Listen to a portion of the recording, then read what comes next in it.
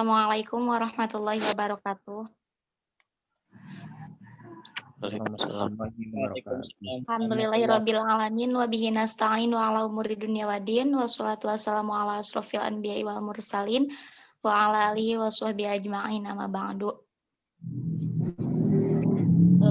Ibu dan Bapak dosen yang saya hormati serta teman-teman yang saya banggakan, semoga dalam lindungan Allah Subhanahu wa taala. Pertama-tama marilah kita panjatkan puji dan syukur kehadirat Allah Subhanahu wa taala. Shalawat beserta salam semoga tetap tercurah limpahkan kepada pangkuan alam, yakni habibana wa nabiyana Muhammad sallallahu alaihi wasallam. Langsung saja, kami di sini dari kelompok 7 mata kuliah PPD insya Allah akan menjelaskan atau memaparkan mengenai karakteristik perkembangan usia SD atau MI dan implikasinya terhadap pembelajaran. Di sini saya Mia Lailatul Magfiroh sebagai MC dan sekaligus pemapar pertama. Terus ada teman saya yang bernama Hildan sebagai pemapar kedua. Selanjutnya Saudara Irfan sebagai pemapar ketiga, dan yang terakhir Saudara Fatwa sebagai pemapar keempat. Untuk memperhemat waktu, mari kita buka acara ini dengan bacaan basmalah bersama-sama. Bismillahirrahmanirrahim. Langsung saja, saya akan memaparkan materi mengenai karakteristik anak usia SD atau MI.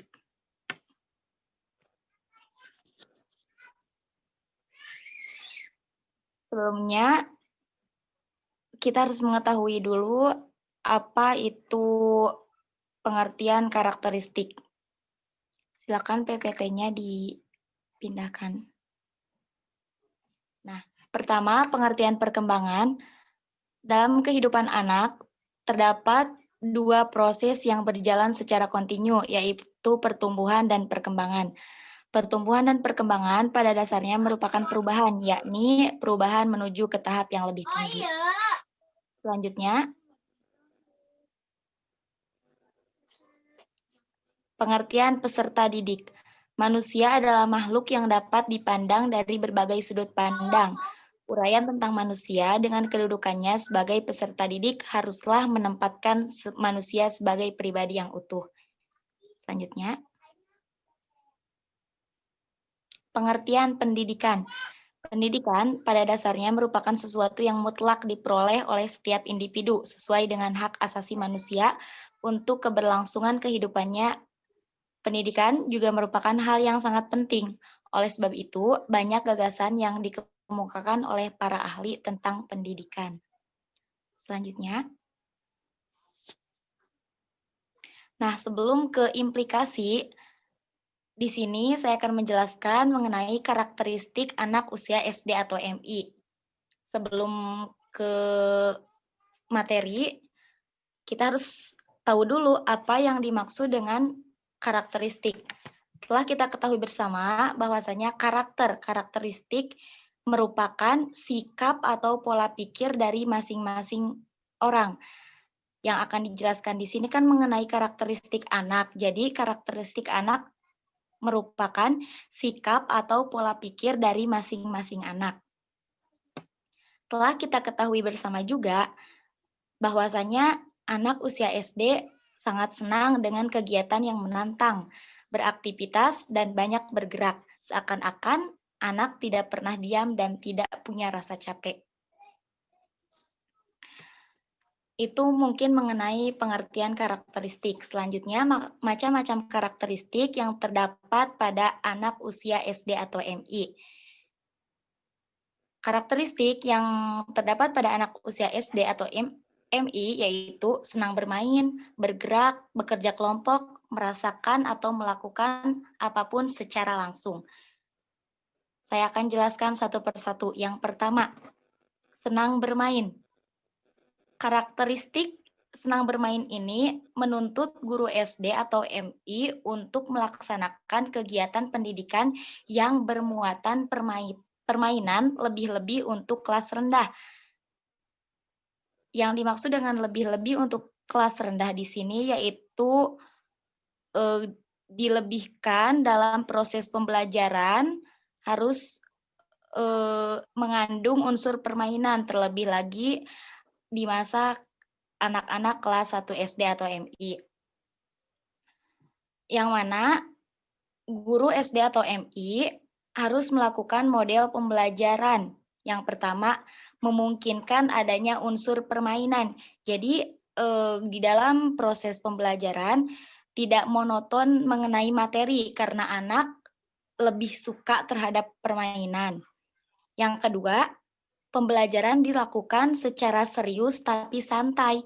Jadi, selain terdapat unsur materi dalam kegiatan belajar mengajar, juga harus terdapat unsur santainya juga agar si anak tidak bosan terhadap pembelajaran. Yang ketiga, jadwal pelajaran harus diselang-seling. Dalam artian, antara mata pelajaran yang serius seperti IPA atau matematika dengan pelajaran yang mengandung unsur permainan seperti penjas atau seni budaya dan keterampilan. Itu poin pertama. Poin kedua, dalam karakteristik anak usia SD atau MI, yaitu senang bergerak. Seperti halnya orang dewasa dapat duduk berjam-jam, sedangkan anak SD atau MI dapat duduk dengan tenang paling lama 30 menit. Jadi, guru hendaknya merancang model pembelajaran yang memungkinkan adanya kegiatan anak berpindah atau bergerak. Karena menyuruh anak untuk duduk rapi dalam jangka waktu yang lama dirasakan anak sebagai siksaan dan sangat membosankan. Jadi, sebaiknya dalam kegiatan pembelajaran itu dilakukan tidak hanya duduk semata gitu. Jadi, harus ada gerakan-gerakan yang bisa merubah posisi anak itu tidak membosankan gitu kan. Kalau duduk kita juga orang dewasa suka bosan kan ya. Nah, anak dari penjelasan tadi juga bahwasanya anak SD atau MI duduk secara disiplin atau rapi paling lama hanya 30 menit. Setelah 30 menit atau kurang dari 30 menit, anak tersebut akan berubah posisi gitu. Karena dianggapnya merupakan siksaan kalau duduk terlalu lama dan membosankan mereka dalam kegiatan belajar. Yang ketiga, dalam karakteristik anak, yaitu senang bekerja dalam kelompok, dalam artian kerja kelompok. Nah, anak usia SD dalam pergaulannya dengan kelompok sebaya, mereka belajar aspek-aspek penting dalam proses sosialisasi, seperti mematuhi aturan kelompok, belajar setia kawan, dan menerima tanggung jawab, serta lain-lain. Jadi, bisa dibandingkan dalam kegiatan pembelajaran yang materinya monoton sama yang ada kerja kelompoknya, jadi si anak lebih menangkap ke dalam kegiatan kerja kelompok. Sebab apa? Sebab si anak tersebut bisa lebih mematuhi peraturan kelompok dan belajar setia kawan. Di sini terdapat tugas guru yang harus merancang model pembelajaran yang memungkinkan anak untuk bekerja atau belajar dalam kelompok, serta belajar keadilan dan demokrasi. Semisal, guru itu meminta siswa untuk membagi kelompok, tapi dalam satu kelompok itu memuat banyak anggota, gitu, karena anak lebih suka kebersamaan. Yang keempat, senang merasakan atau melakukan dan memperagakan sesuatu secara langsung. Nah, ditinjau dari teori perkembangan kognitif, menurut Piaget, anak SD memasuki tahap operasional konkret. Karena dari apa yang dipelajari di sekolah, ia belajar menghubungkan konsep-konsep baru dengan konsep-konsep lama. Dan berdasarkan pengalaman ini, siswa membentuk konsep-konsep tentang angka, ruang, waktu, fungsi-fungsi badan, jenis kelamin, moral, dan sebagainya. Bagi anak SD, penjelasan guru tentang materi pembelajaran akan lebih dipahami jika anak melaksanakannya sendiri, sama halnya dengan memberi contoh bagi orang dewasa. Jadi dalam karakteristik poin keempat ini, si anak dalam usia SD atau MI lebih cenderung suka kepada pembelajaran yang membuat dirinya itu bisa bergerak sendiri gitu, bisa memperagakan sendiri. Jadi yang intinya seorang guru harus bisa, merubah model pembelajaran bagi anak SD atau MI ke dalam pembelajaran yang banyak pergerakan gitu. Misal dalam pembelajaran, hafalan gitu, bisa dilakukan dengan lagam atau bernyanyi agar si anak lebih mudah memahami terhadap materi tersebut. Nah, mungkin itu yang dapat saya sampaikan mengenai pengertian karakteristik dan macam-macam karakteristik yang terdapat dalam diri, anak usia SD atau MI. Selanjutnya, ada implikasi perkembangan peserta didik terhadap pendidikan. Ada 9 poin yang akan dijelaskan oleh 3 orang pemapar. Yang pertama akan dijelaskan oleh Saudara Hildan mengenai poin 1, 2, dan 3. Kepadanya saya persilahkan.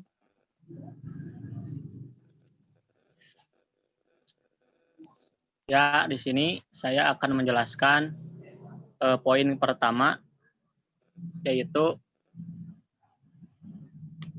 implikasi perkembangan biologis dan perseptual. Secara fisik, anak pada usia bersekolah dasar memiliki karakteristik tersendiri yang berbeda dengan kondisi fisik sebelum dan sesudahnya. Sebelum itu berarti TK atau ke bawah lah. Kalau sesudah berarti SMP, SMA. Begitu. Karakteristik perkembangan fisik ini perlu dipelajari dan dipahami karena akan memiliki implikasi tertentu bagi penyelenggara pendidikan. Menurut Budiamin, proses perkembangan biologis atau perkembangan fisik mencakup perubahan-perubahan dalam tubuh individu seperti pertumbuhan otak, indera, dan lain-lain. Fisik seperti perubahan dalam penglihatan, otot, pemikiran tersebut menuntut perlunya suatu penyelenggara pembelajaran yang sesuai dengan karakteristik dan kebutuhan fisik seperti yang telah diungkapkan. Dalam hal ini, Budiaman juga berpendapat bahwa diperlukan suatu cara pembelajaran yang hidup dalam arti memberikan banyak kesempatan kepada peserta didik untuk memfungsikan unsur-unsur fisiknya. Jadi, pembimbing itu tidak jadi membiarkan peserta didik itu bebas mengungkapkan apa yang ingin dia inginkan, tidak dibatasi-batasi. Jadi sesuai keinginan mereka agar mereka itu berkembang dengan lebih cepat.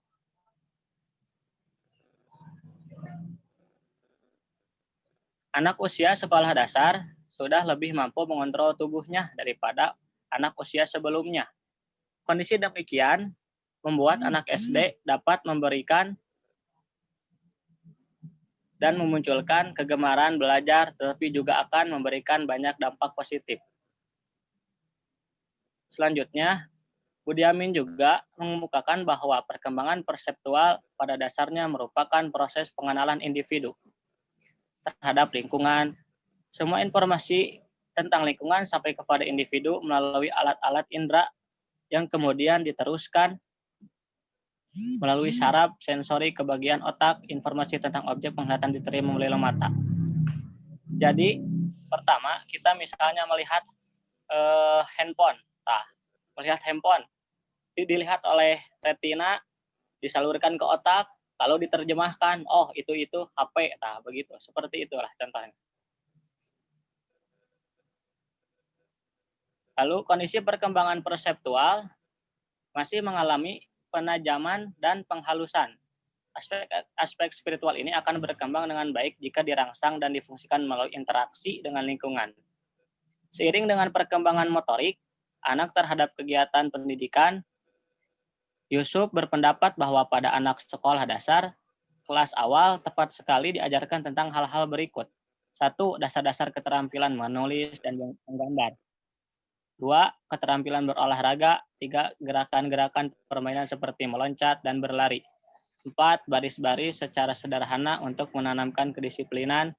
5. Gerakan-gerakan ibadah sholat. Disinilah kita melihat bahwa perkembangan fisik peserta didik memegang peranan yang penting terhadap pendidikan. Dengan demikian, jelaslah bahwa perbedaan perkembangan fisik harus dihadapi dengan cara yang tepat oleh para pendidik. Karena pendidik sebagai pembimbing bagi peserta didik untuk mengembangkan potensinya. Maka dari itu, para pendidik harus membimbing para peserta didik menuju jalan yang benar supaya tidak salah. Meskipun tidak sepesat pada masa lalu, meskipun tidak sepesat masa usia dini, perkembangan biologis maupun perseptual anak terus berlangsung. Pembelajaran secara umum, pemeliharaan kesehatan dan nutrisi anak, pendidikan jasmani dan kesehatan, serta penciptaan lingkungan dan pembiasaan berperilaku sehat. Lalu yang kedua, implikasi perkembangan intelektual. Perkembangan intelektual erat kaitannya dengan potensi otak manusia. Menurut Widismadi, potensi otak manusia hanya tampak 8% sebagai pikiran sadar, sedangkan sisanya 92% disebut alam bawah sadar. Dari penjelasan tersebut dapat kita ketahui bahwa potensi otak manusia yang berkaitan dengan perkembangan intelektual hanya memuat 8% saja. Maka dari itu kita harus mengembangkannya. Dari yang asalnya 8%, naik sedikit-sedikit menjadi 9, 10, bahkan hampir sempurna. Maka dari itu potensi kita harus dikembangkan dengan adanya pembimbing atau pendidik dengan cara mendidik murid peserta didik kita. Lalu teori Piaget banyak digunakan dalam praktik pendidikan atau proses pembelajaran. Meski teori ini bukanlah teori mengajar, Piaget berpandangan bahwa 1. Pembelajaran tidak harus berpusat pada guru, tetapi berpusat pada peserta didik. Jadi guru tidak perlu banyak menjelaskan. Jadi murid yang harus banyak bergerak. 2, materi yang dipelajari harus menantang dan menarik minat belajar peserta didik. Karena tidak mungkin mau kalau tidak minat, betul? Ya. Makanya harus minat dulu, makanya jadi mau. 3, pendidik dan peserta didik harus sama-sama terlibat dalam proses pembelajaran. Jadi tidak boleh satu peserta didik aja, pendidik tidak, atau pendidik aja, peserta didik tidak. Nah, jadi harus dua-duanya, pendidik dan peserta didik. 4, urutan bahan dan metode pembelajaran harus menjadi perhatian utama. 5, guru harus memperhatikan tahapan perkembangan kognitif peserta didik dan melakukan simulasi pembelajaran.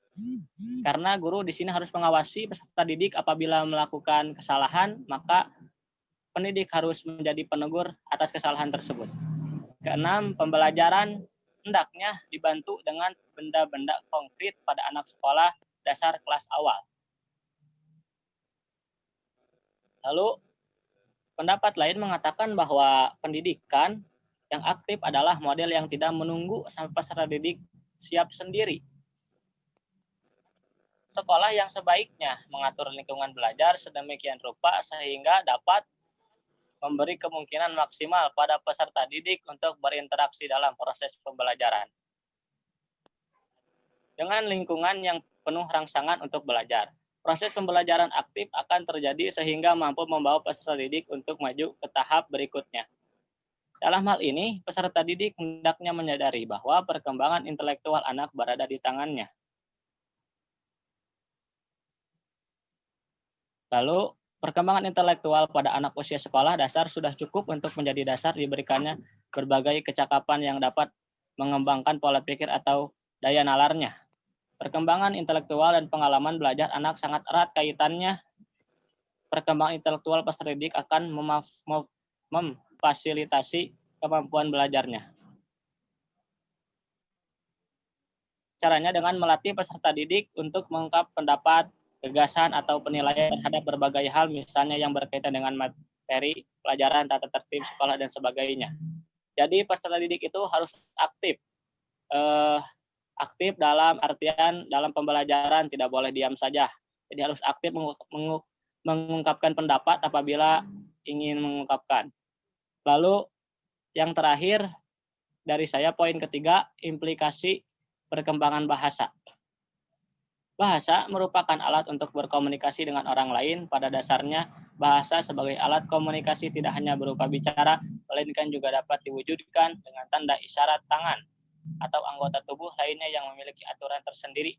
Seperti kalau dalam berita ada itu nih, di sebelah kanan paling bawah ada yang gini-gini kode-kode. Nah, itu juga merupakan bahasa melalui isyarat untuk orang-orang tertentu. Sangat luas sekali pengertian bahasa dan menunjukkan suatu perkembangan. Oleh karena itu, salah satu tokoh psikolog yaitu Kuhn mendasarkan teori bahasanya dengan aksioma paralel, yaitu gerakan-gerakan fisik merupakan pernyataan gerakan-gerakan psikis. Dengan demikian, terhadap hubungan yang paralel antara gejala batin dengan gejala luar, apa yang terlihat dalam raut wajah dan tingkah laku akan menunjukkan suatu kebutuhan psikologi seseorang. Menurut Yusuf, bahasa sangat erat kaitannya dengan perkembangan berpikir individu. Perkembangan pikiran individu tampak dalam perkembangan bahasanya, yaitu kemampuan membentuk pengertian, menyusun pendapat, dan menarik kesimpulan.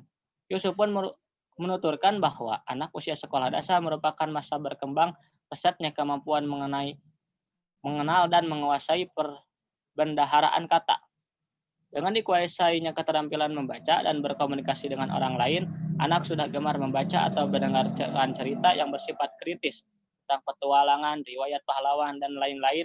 Karena anak-anak seusia sekolah dasar seperti itu senang sekali membaca cerita-cerita, dongeng-dongeng yang ada di buku atau dimanapun. Karena itu ada masanya. Bagaimana dan sebagainya. Oleh sebab itu, pelajaran bahasa yang sengaja diberikan di sekolah dasar dapat menambah pembendaharaan kata peserta didik, melatih peserta didik menyusun struktur kalimat, peribahasa, keausastraan, dan keterampilan mengarang. Selanjutnya masih berkaitan dengan bahasa, Budiamin memperkirakan sekitar 50 bahasa isyarat digunakan di seluruh dunia. Penggunaan bahasa isyarat ini diduga mempengaruhi pemrosesan informasi dan belajar. Budiamin kemudian memaparkan implikasi perkembangan pada peserta didik. 1. Apabila kegiatan pembelajaran yang diciptakan bersifat efektif, maka perkembangan bahasa peserta didik dapat secara optimal. Artinya, apabila bersifat efektif atau sesuai, maka pembelajaran akan optimal, akan melalui hal yang diinginkan. Tapi apabila tidak efektif, maka tujuan pun tidak akan tercapai. Nomor 2, yaitu bahasa adalah alat komunikasi yang paling efektif dalam pergaulan sosial. Jika ingin menghasilkan pembelajaran yang efektif untuk mendapatkan hasil pendidikan yang optimal, maka sangat diperlukan bahasa yang komunikatif dan memungkinkan peserta didik yang terlibat dalam interaksi pembelajaran dapat berperan secara aktif dan produktif. Misalnya, kita berbicara dengan seseorang, kita harus produktif memilih kata itu. Seperti dalam kalau bahasa Sunda mah, babaturan kumaha, nyarios jeung babaturan, kasahandapeun kumaha, kasuluhurun. Kita tidak boleh saluhurun ngomong bicaranya tidak sopan, seperti itu. Maka di bahasa Sunda diatur mana yang kasuluhurun, kasahandapeun, antragan, seperti itu. Lalu poin ketiga, meskipun umumnya anak SD memiliki kemampuan potensial yang berbeda-beda, namun pemberian lingkungan yang kondusif bagi perkembangan bahasa sejak dini sangat diperlukan. Sangat diperlukan. Ya, sekian dari saya. Terima kasih.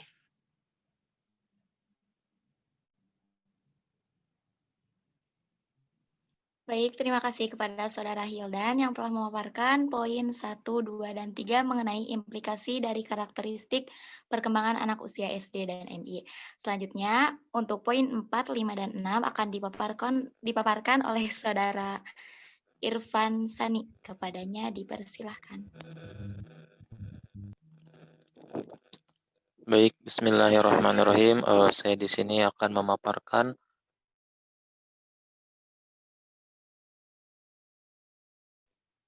perkembangan 456. Dalam perkembangan karakteristik untuk anak SD atau MI itu akan membuahkan suatu hasil yang mana berdampak pada suatu implikasi pada pembelajaran khususnya. Yang pertama, implikasi perkembangan kreativitas. Secara umum, kreativitas dapat diartikan sebagai kemampuan berpikir dan bersikap tentang sesuatu dengan cara yang baru dan tidak biasa guna menghasilkan penyelesaian yang unik terhadap berbagai persoalan. Setiap peserta didik itu mempunyai suatu potensi masing-masing yang dibawanya sejak lahir. Menurut pendapat Kaltner, kreativitas merupakan suatu aktivitas otak yang terorganisasikan, komprehensif, dan imajinatif tinggi untuk menghasilkan sesuatu yang orisinil. Oleh karena itu, kreativitas lebih dikatakan sebagai suatu yang lebih inovatif daripada reproduktif. Selanjutnya, memaparkan tentang perhatian para psikologi dan dari kalangan dunia pendidikan terhadap kreativitas sebagai salah satu aspek dari fungsi kognitif yang berperan dalam prestasi anak di sekolah, yang bermula dari pidato dan lain-lain. Lalu Guilford dalam pidatonya menegaskan bahwa kreativitas perlu dikembangkan melalui jalur pendidikan guna mengembangkan potensi peserta didik secara utuh dan bagi kemajuan ilmu pengetahuan dan seni. Menyadari posisi strategis kreativitas dalam kehidupan peserta didik, perlu dikemukakan berbagai upaya yang dapat mendukung perkembangan kreativitas terhadap pendidikan. Namun dalam kenyataannya, kreativitas bukanlah sesuatu yang diajarkan kepada peserta didik, melainkan hanya kemungkinan untuk dapat dimunculkan. Jadi untuk merealisasikan suatu kreativitas inovatif dalam usia dini itu kurang memungkinkan untuk dimunculkan karena pada dasarnya anak usia dini itu sering ingin lebih ke secara perealisasian atau secara dalam hal bermain. Selanjutnya implikasi perkembangan sosial. Menurut manusia menurut pembawaannya adalah makhluk sosial sejak dilahirkan. Bayi yang sudah termasuk ke dalam masyarakat kecil yang disebut keluarga, ketika kecil mulanya anak-anak hanya mempunyai hak saja dalam rumah tangga. Ia mempunyai hak untuk dipelihara dan dilindungi oleh orang tuanya. Namun lama-kelamaan keadaan itu berubah. Anak-anak pada mulanya hanya mempunyai hak saja, berangsur-angsur mempunyai kewajiban. Jikalau anak yang berkembang dalam kehidupan keluarga itu mereka hanya mempunyai suatu kewajiban hak saja dan belum mempunyai kewajiban. Dan seiring berjalannya waktu, setelah mereka mengenal lingkungan-lingkungan luar seperti sekolah, perkuliahan, kerja, lalu mereka mempunyai kewajiban. Itulah perkembangan karakteristik dalam perkembangan sosial. Lingkungan sosial merupakan pengaruh luar yang datang dari orang lain. Selain itu, yang termasuk lingkungan sosial ialah pendidikan. Nah, dalam hal ini yang dimaksud dengan pendidikan adalah pengaruh-pengaruh yang disengaja dari anggota berbagai golongan tertentu seperti pengaruh ayah, nenek, paman, dan guru-guru. Selanjutnya, dalam hal kehidupannya sebagai makhluk sosial senantiasa selalu tumbuh dalam diri seorang anak yang dimaksud dengan perkembangan sosial. Berkat perkembangan sosial, seorang anak dapat menyesuaikan diri dengan kelompok teman sebaya maupun dengan lingkungan masyarakat sekitar dalam proses pembelajaran di sekolah. Kematangan perkembangan sosial ini dimanfaatkan oleh pendidik dengan memberikan tugas-tugas kelompok, baik yang membutuhkan tenaga fisik maupun pikiran. Tugas-tugas kelompok ini memberikan kesempatan kepada setiap peserta didik untuk menunjukkan prestasinya, tetapi juga diarahkan untuk mencapai tujuan bersama dalam melaksanakan tugas kelompok. Peserta didik dapat belajar tentang kebiasaan dalam bekerja sama, saling menghormati, dan bertanggung jawab. Jadi gunanya dalam perkembangan karakteristik ini, peserta didik dicocoki oleh tugas-tugas, gunanya itu supaya mereka bisa mengembangkan potensi-potensi yang terdapat dalam dirinya masing-masing. Selanjutnya, implikasi perkembangan emosional. Emosi menurut Sarwono merupakan keadaan pada diri seorang yang disertai warna afektif, baik pada tingkah lemah maupun pada tingkat yang luas. Kemudian mengemukakan beberapa contoh tentang pengaruh emosi terhadap perilaku individu dalam pembelajaran. Di antaranya memperkuat dan melemahkan semangat apabila timbul rasa senang atau kecewa atas hasil belajar yang dicapai. Yang kedua, menghambat konsentrasi belajar apabila yang sedang mengalami ketegangan emosi. Yang ketiga, mengganggu penyesuaian sosial apabila terjadi rasa cemburu dan iri hati. Yang keempat, suasana emosional yang dialami individu semasa kecilnya akan mempengaruhi sikapnya kemudian hari. Jadi sebagai pengajar seharusnya bisa memahami karakteristik peserta didik. Apabila peserta didiknya mempunyai masalah atau mempunyai ketegangan emosional, maka tidak bisa dipaksakan untuk memberikan suatu metode dengan cara yang kita mau, melainkan kita harus mengerti kondisi dan keadaan pada peserta didik.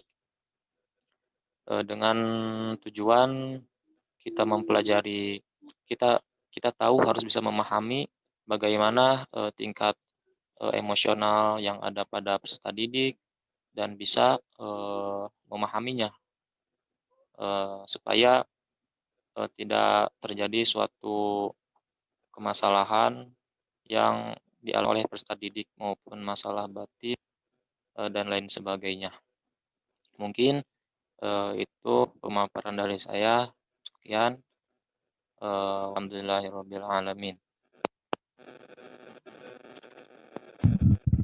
Terima kasih kepada Saudara Irfan Hassani yang telah memaparkan poin 4, 5, dan 6. Selanjutnya merupakan pemaparan terakhir yang akan memaparkan mengenai poin 7, 8, dan 9 kepada Saudara Fatwa. Saya persilahkan. Baik, jadi untuk implikasi perkembangan peserta didik terhadap pendidikan. Nah, yang ketujuhnya adalah implikasi perkembangan moral. Menurut Purwanto berpendapat, moral bukan hanya memiliki arti bertingkah laku sopan santun, bertindak dengan lemah lembut, dan berbakti kepada orang tua saja, melainkan lebih luas lagi dari itu, yaitu selalu berkata jujur, bertindak konsekuen, bertanggung jawab, cinta bangsa dan sesama manusia, mengabdi kepada rakyat dan negara, dan berkemauan keras, berperasaan halus, dan masih banyak yang lainnya. Nah, itu juga termasuk ke dalam moral yang perlu dikembangkan dan ditanamkan dalam hati sanubari anak-anak. Nah, adapun perkembangan moral menurut Santrok, yaitu perkembangan yang berkaitan aturan mengenai hal yang seharusnya dilakukan oleh manusia dalam interaksinya dengan orang lain. Nah, perkembangan moral anak dapat berlangsung melalui beberapa cara. Salah satunya adalah melalui pendidikan langsung, seperti diungkapkan oleh Yusuf. Pendidikan langsung yaitu melalui penanaman pengertian tentang tingkah laku yang benar dan salah, atau juga yang baik, atau juga yang benar, atau juga yang baik dan buruk. Nah, selanjutnya, masih menurut Yusuf, pada usia sekolah, dasar anak sudah dapat mengikuti tuntunan dari orang tua atau lingkungan sosialnya. Nah, pada akhir usia ini, anak dapat memahami alasan mendasar suatu bentuk berperilaku dengan konsep baik atau buruk. Misalnya, dia memandang bahwa perbuatan anak-anak berdusta dan tidak terhormat. Jadi dia itu sudah bisa membedakan, oh itu mah dusta. Dan kalau dia melakukan seperti itu, maka itu melakukan tindakan yang tidak hormat kepada orang tua. Nah, kayak gitu. Nah, kemudian selain ada lingkungan keluarga, lingkungan pendidikan juga menjadi wahana yang kondusif bagi pertumbuhan dan perkembangan moral peserta didik. Sekolah diharapkan dapat berfungsi sebagai kawasan yang sejuk untuk melakukan sosialisasi bagi anak-anak dalam pengembangan moral dalam segala aspek. Nah, pelaksanaan pendidikan moral di kelas hendaknya dihubungkan dengan kehidupan yang ada di luar kelas. Dengan demikian, pembinaan perkembangan moral peserta didik sangatlah penting karena kita percuma saja jika mendidik anak hanya untuk menjadi orang yang berpengetahuan saja, tetapi jiwa mereka dan watak mereka tidak dibangun dan tidak dibina, atau dengan hal lain dia pintar dalam ilmu pengetahuannya, tetapi moral dan jiwanya sangatlah bobrok. Nah, itu percuma saja. Nah, kemudian yang kedelapan adalah implikasi perkembangan spiritual. Anak-anak sebenarnya telah memiliki dasar-dasar kemampuan spiritual yang dibawanya sejak lahir.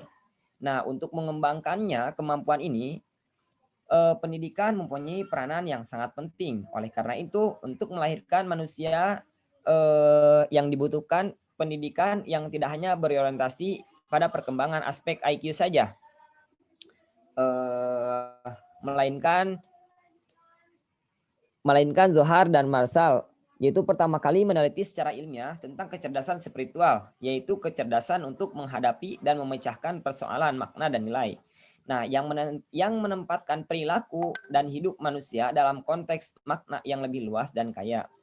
Nah, kemudian Purwanto membukakan bahwa pendidikan yang dilakukan terhadap manusia berbeda dengan pendidikan yang dilakukan terhadap binatang. Nah, menurutnya pendidikan pada manusia tidak terletak pada perkembangan biologis saja, yaitu yang berhubungan dengan perkembangan jasmani. Akan tetapi, pendidikan kepada manusia harus diperhitungkan perkembangan rohaninya juga. Nah, itulah kelebihan manusia yang diberikan Allah Subhanahu wa taala, yaitu dianugerahi fitrah, perasaan dan kemampuan. Tahulah kan kita juga bahwa manusia itu punya perasaan ini, perasaan itu, perasaan ini, perasaan itu, dan juga mempunyai banyak kemampuan. Nah, untuk mengenal penciptanya yang membedakan antara manusia dengan fitrah ini berkaitan dengan aspek spiritual. Kemudian yang kesembilan adalah implikasi perkembangan karir. Salah satu aspek perkembangan anak usia sekolah dasar yang perlu mendapat perhatian khusus adalah perkembangan karir. Nah, karir adalah perjalanan hidup individu yang bermakna melalui serangkaian kesuksesan. Disebutkan pula bahwa suatu bisa disebut karir jika mengimplikasikan adanya yang pertama adalah pendidikan yang diwujudkan dengan keahlian tertentu, dan yang kedua adalah keberhasilan, yang ketiga adalah komitmen, dan yang keempat adalah kebermaknaan personal dan finansial.